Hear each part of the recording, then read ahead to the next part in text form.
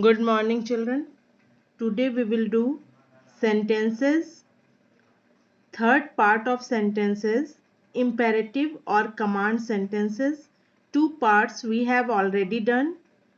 In the first part, we have done about sentences, the basic things about sentences.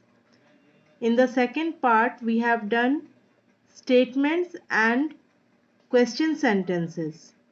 And now in the third and last part, we will do imperative or command sentences. Let's see some example before looking at the command sentences. Read the following. Sit straight, Rohit. Anshu, do not talk. Manu, complete your notebook. Rohan, give me a red pen, please. You can see that all these sentences are command sentences. Command sentences are actually to order someone, advise someone, request someone. These sentences, like all other sentences, will begin with capital letters and will end with full stop. You can see that. Now let's see the definition.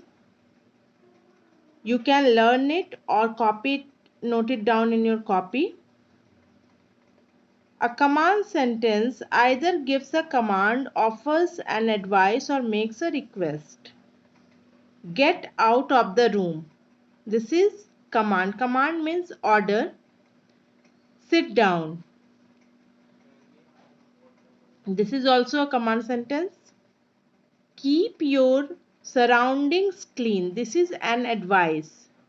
You are giving someone advice that you should keep your surroundings clean. Please give me your notebook for a day. This is a request. You are requesting someone for giving his notebook. Now one more thing I want to say you that you should notice that in these sentences there is no subject. Get out of the room. There is no subject. Keep your surroundings clean. There is no subject. Actually, the subject is hidden in these sentences. This type of sentences, the subject is hidden and the subject is you. I am telling you to get out of the room. I am telling you to keep your surroundings clean. Let's unjumble some command sentences. Sit down. You can see here down, sit is written and you have to write sit down. Stand on your hind legs. Hind means back.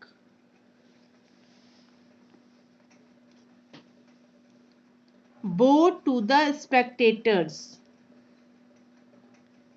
Bow means bend. Spectators means audience. Leap through the ring. This action actually we saw in the circus.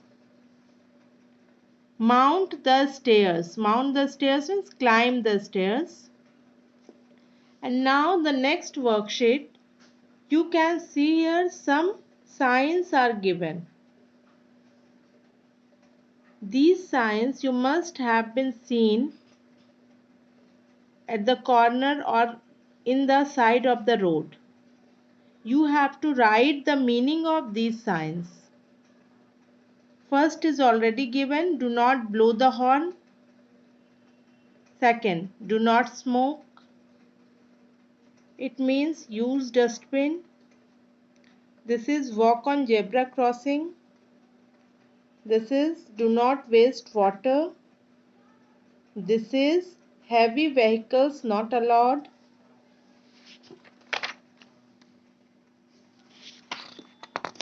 Okay children, this exercise has completed. Now the other one.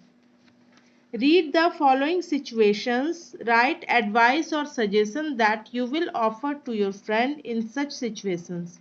Some situations are given and you have to write your suggestion or advice that you will give to your friend.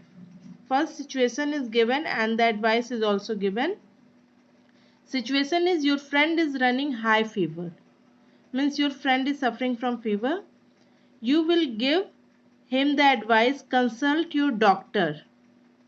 Second situation given is your friend throws litter in the classroom. Litter means paper, wrapper of something, means make classroom dirty. Your friend make the classroom dirty.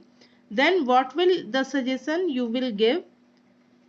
Use dustbin. Your friend does not eat green vegetables. Your friend eats a lot of junk food. You will suggest him avoid unhealthy junk food. Your friend bullies small children in the school. Bullies means tease करना, किसी को चिढ़ाना. Be sensitive. Don't bully children. You will suggest him. Your friend does not take part in any game or activity. You will give him suggestion. You should take part in activity also. Okay. These are the suggestions you can give in that situation. Now let's do the other one. Here some sentences are given. You have to identify whether the sentences are statements, questions or command. And then you have to write S for statements, Q for questions and C for command sentences. How can I reward you, my young friend? This is a question sentence because you can see that at the end question mark is given. Q. Give me your magic cap. Command sentence. Subject is hidden here. The magic cap will not make you happy. Statement S. Do you have some Harry Potter novels? This is question. I have all of them. Statement. Show me the latest Harry Potter novel. Command. Give me 30 cans of Tropicana pineapple juice. Command. Why do you need so many of them? Question. There is a get together at our house. Statement. Why don't you read some storybook? Question. Bring that fat book lying on the shelf. Command sentences. And then it contains the world's best fairy tales. Statement.